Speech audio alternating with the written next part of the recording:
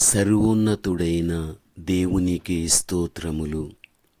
ఆయన కృపలో నేటి వరకు కాపాడబడుతున్న మీకు వందనములు. 2025 మార్చి 13వ తారీఖు ఏర్పరచబడిన దైవవాక్యం లూకా సువార్త 12వ అధ్యాయం 49-50 వచనములు మనము చూడగలిగితే, నేను భూమి మీద అగ్నివేయ వచ్చితనని, అది ఇదివరకే రగులుకొని మండవలెనని ఎంతో కోరుచున్నాను. అయితే నేను పొందవలసిన బాప్తిస్మమున్నది, అది నెరవేరు వరకు నేనెంతో ఇబ్బంది పడుచున్నాను. ప్రభువునందు ప్రియమైన వారలారా, ఈ వాక్యాన్ని బట్టి మనము చూడగలిగితే, యేసుక్రీస్తు ఆరోహణము కాకమునుపు పరిశుద్ధాత్మను పొందుకొనుడి అని తన శిష్యుల మీద ఊదినను, ఆయన ఇంకనూ మహిమపరచబడలేదు గనుక ఆత్మ ఇంకను అనుగ్రహింపబడి ఉండలేదు.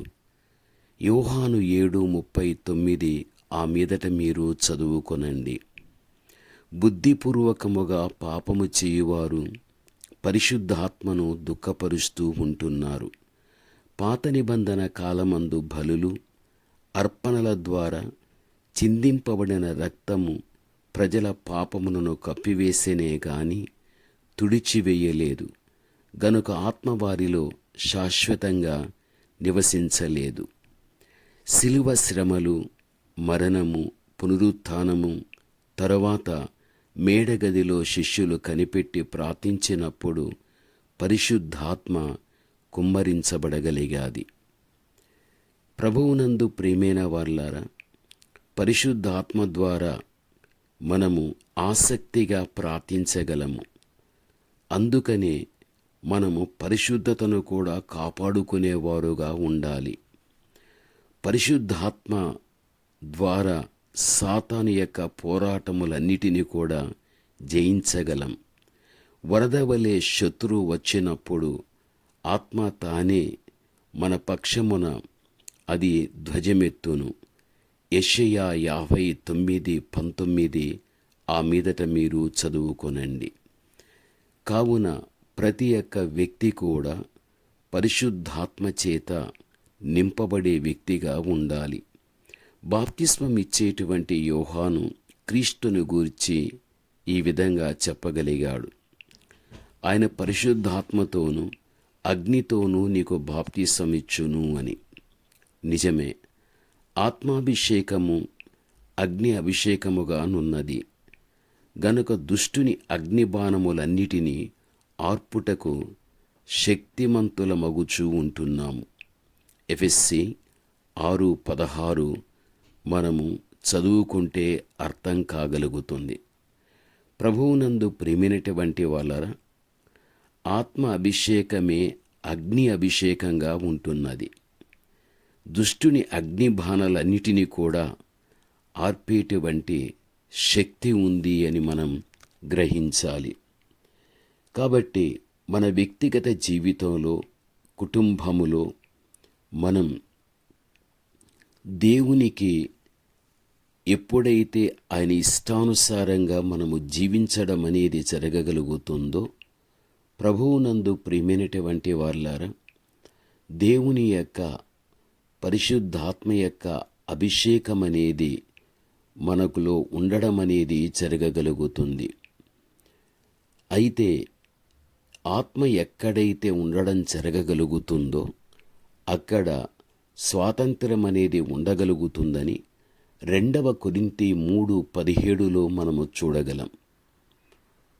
అందుకని ఈరోజు దేవుని బిడ్డలైన మనం మన జీవితంలో ఎన్ని వ్యసనాలు ఉండినా, శాపమనేది ఉండినా, ఇబ్బందులనేవి ఉండినా, పరిశుద్ధాత్మే వాటన్నిటి నుంచి కూడా మనకు విడుదల కలిగించి ఎంతగానో మనను ఆదరించి నడిపించడం అనేది జరగగలుగుతుంది.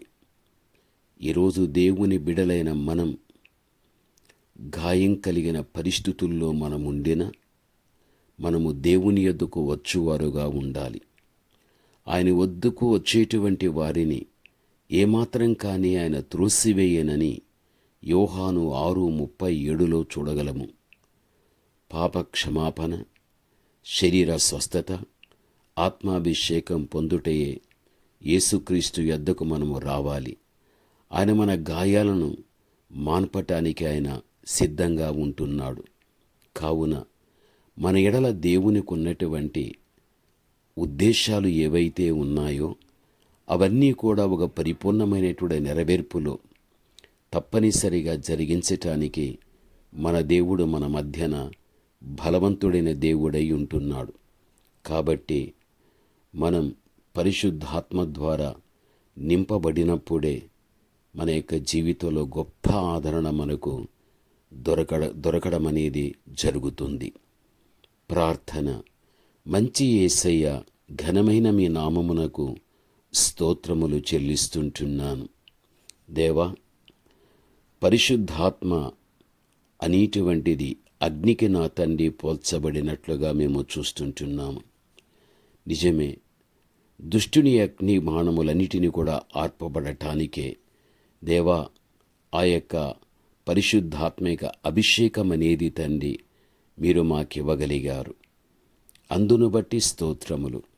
పరిశుద్ధాత్మ యొక్క అనుభవాలు మేము పొందుకుంటూ తండ్రి మా జీవితపు యొక్క భవిష్యత్తు దేవా శక్తితో కాక బలముతో కాక ఆత్మ ద్వారానే సమస్తము జరుగుతుందని తెలియపరిచిన దేవా తండ్రి, మీ ప్రతి వాక్కును నా తండ్రి మా జీవితంలో ఒక పరిపూర్ణమైనటువంటి తండ్రి నెరవేర్పులోనికి రావటానికి సహాయం చేయండి. మీ మాటలు వినుచున్న ప్రతి బిడను మీ సంపూర్ణమైన ఆత్మ అభిషేకముతో మీరు అభిషేకించి నడిపించుకొనమని యేసు నామములో ప్రార్థన చేస్తున్నాము తండ్రి. ఆమేన్.